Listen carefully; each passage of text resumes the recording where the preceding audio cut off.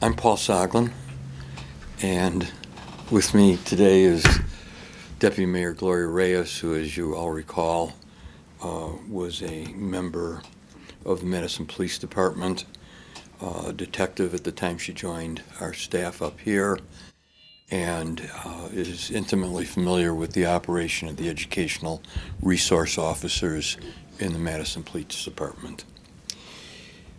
We have worked closely with the Madison School District on school safety issues for a number of years. And this week, we've had quite a number of pronouncements from people about addressing this issue in the wake of another tragic school shooting. And I would like to just recommend that everybody involved pay attention to those in law enforcement. I've provided you with a copy of the Chiefs of Police Association communication to the legislature and to the governor.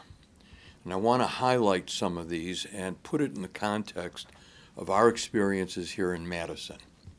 I want to put it in that context because we are the ones who are on the ground dealing with these challenges every day.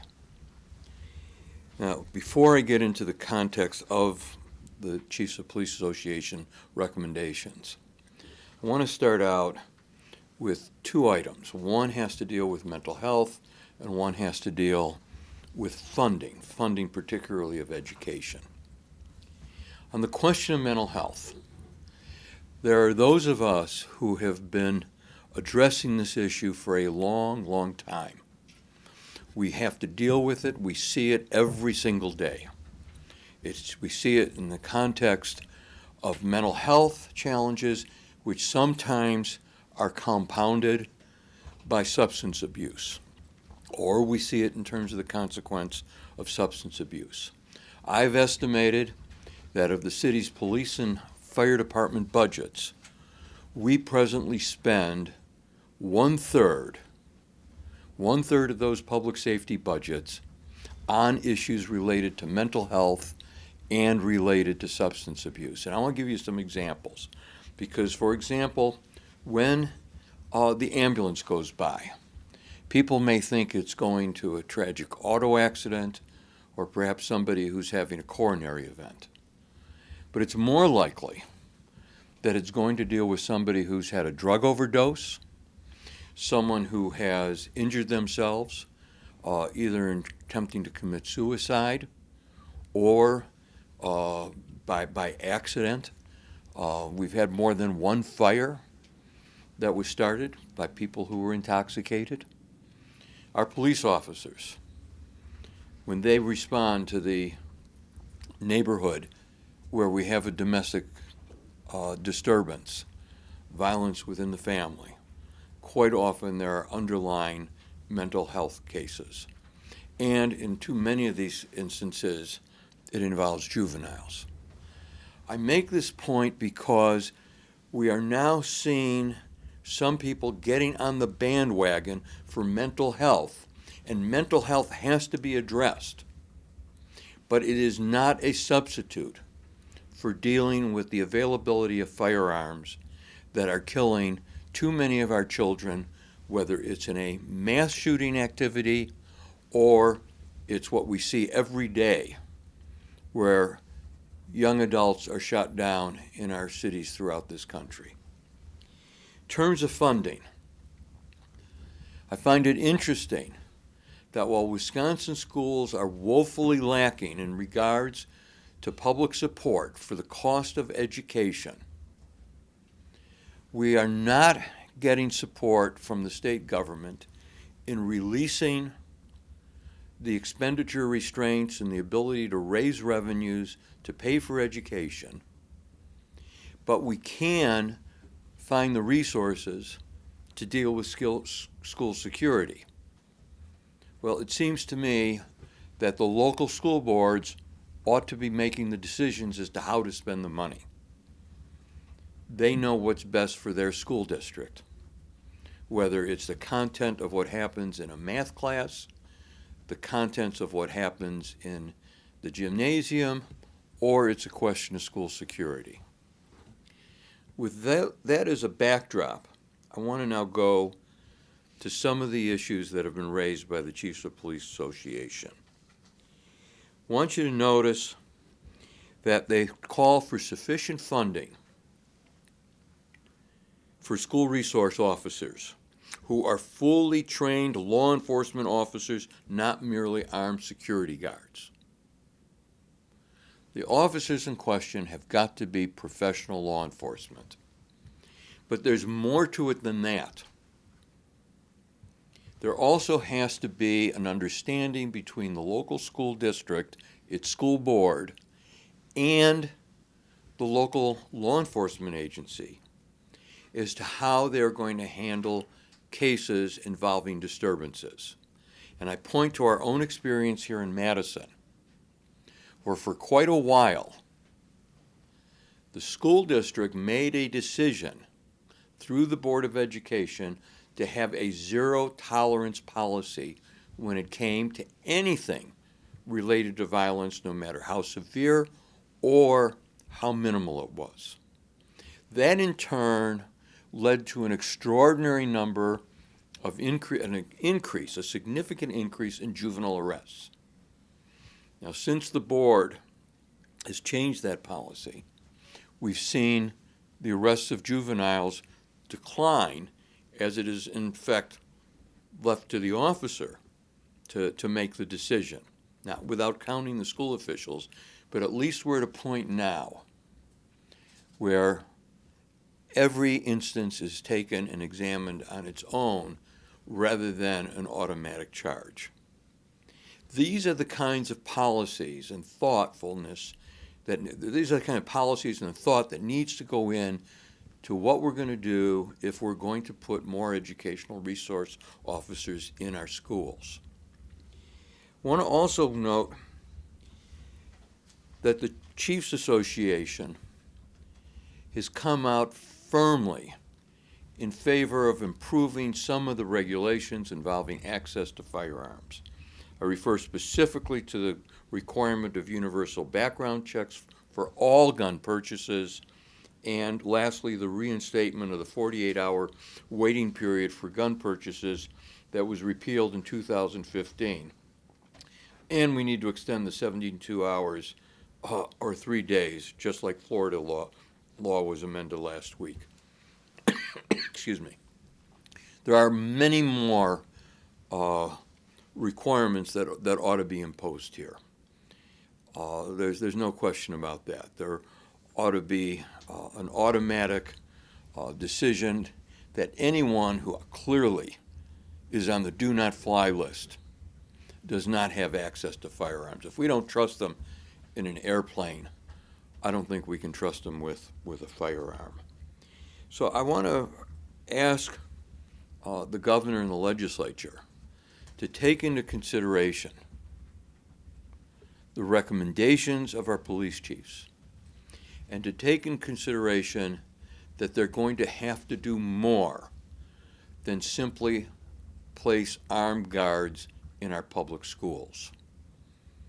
Most of us are old enough to remember going to school ourselves in complete safety and without a concern, whether it was for ourselves or later on for our children, where shootings in public schools was not a mass epidemic. To suddenly trot out mental health, which badly needs attention, but to use that as a replacement for sound gun control legislation is not fair to our kids. There's too many people out there who are more interested in protecting their guns than they are our students. So I think questions, Gloria and I would be glad to answer them. Did I cover everything? Well, I mean, do you think the city should be, I don't know, doing something more, something else, with the school district? We're working very closely with the school district. And I'm very happy with the relationship we have with the Madison School District. I think we still have to determine exactly the long-term decisions in terms of our educational resource officers. That has not yet been solidified by the school board. But I think our present policies are much better than they were 5 or 8 years ago. I don't think there's any question about that. Gloria's been working with them. Is there anything you want to add to that? Yeah, I mean, I think, for the past several years, we've been really focusing on restorative justice practices in our schools. And I think that came from an officer who was actually working out at La Follette High School. So those types of innovative strategies are happening within our school district. Actually, and with the National League of Cities within the city, we are leading a reducing jail use among our young adults initiative. And it's a funding technical assistance grant that is providing the opportunity to provide diversion opportunities for our young adults before we send them to jail or a citation or a criminal charge. So there are a lot of great innovative strategies that are happening now, but EROs are a critical component of keeping our schools safe. And so, sorry, is that initiative, just to clarify, is that initiative then more closely with the school, It's- or when you talk about It's with young the adults? city. The National League of Cities Reducing Jail Use is a city initiative, and we'll be working with the school district. Restorative justice is within our schools.